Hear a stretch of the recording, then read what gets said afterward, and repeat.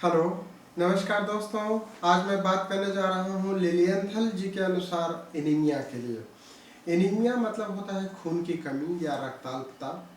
Anaemia हम कैसे जानते हैं? जब भी हम ब्लड जांच कराने जाते हैं तो उसमें हीमोग्लोबिन की कमी हो जाती है, जिसको एनीमिया बोलते हैं।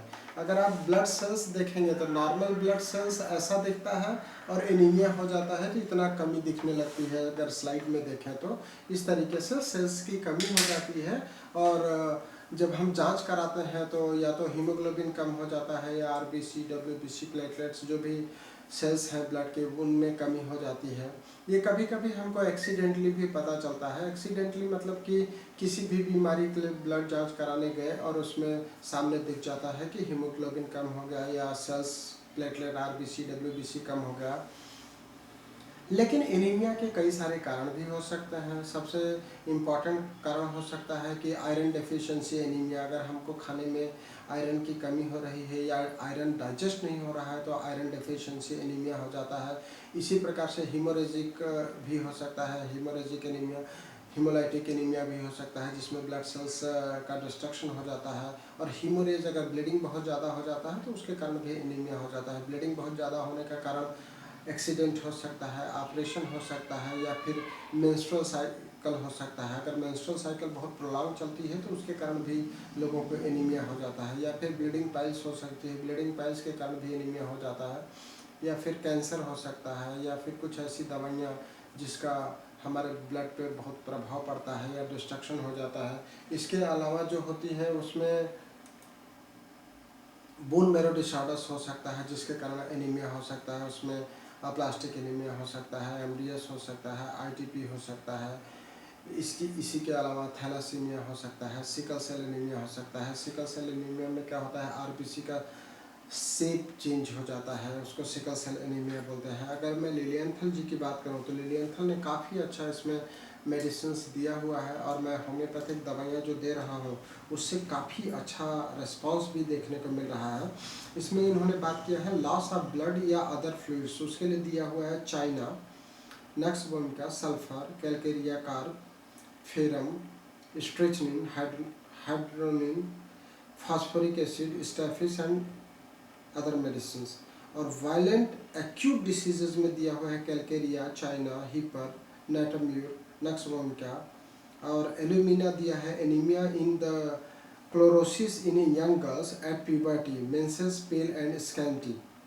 इसके अलावा आर्सेनिक एल्बम दिया हुआ है, चाइना दिया हुआ है, फेरमेट दिया हुआ है,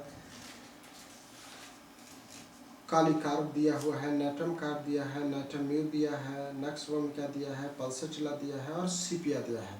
अगर मैं मेरी बात करूं कि मैं किस तरीके से एनीमिया पे काम कर रहा हूं तो मैंने कुछ फूड प्लान कर रखे हैं जिसमें rich iron food, rich protein food. सबसे ज़्यादा ज़रूरी क्या है, आयरन और प्रोटीन की बराबर मात्रा बैलेंस डाइट में जाना चाहिए। तो हम लोगों को ये एजुकेट करते हैं कि आप आयरन में क्या क्या लें, गुड़ लीजिए, पालक लीजिए, अनार खाइए, एप्पल खाइए। इस तरीके से आप आयरन को बढ़ा सकते हैं शरीर में। इसी तरीके से प्रोटीन के लिए प्रोटीन रिच दालें खाइए या फिर बादाम खाइए। जो लोग नॉन वेजिटेरियन हैं उनके लिए हम एग्स और फिश एडवाइस करते हैं।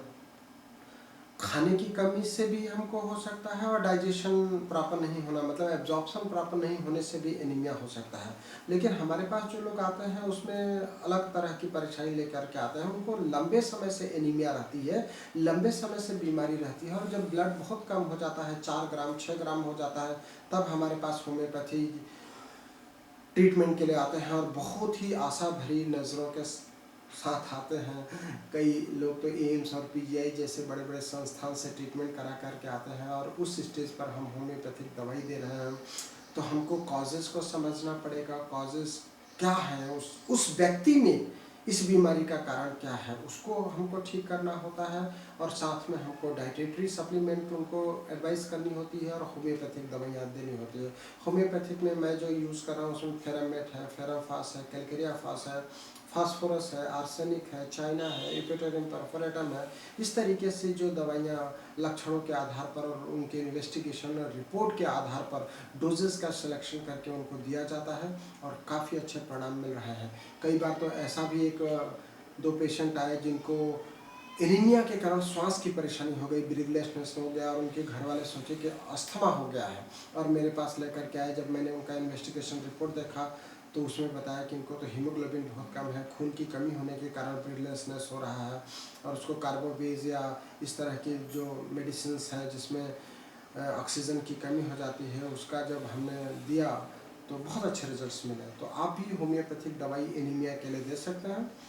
एनीमिया में बहुत अच्छे रिजल्ट्स हैं और मैं जिस तरीके से काम कर रहा हूँ 50 मिलीस्मोल पोटेंसी से बहुत जल्दी रिजल्ट मिलता है। लोगों को लगता है कि होम्योपैथिक दवाइयाँ बहुत स्लो असर करती हैं, ऐसा बिल्कुल नहीं है। एनीमिया के केस में भी बहुत अच्छे रिजल्ट्स हमने पाए हैं, देखे हैं।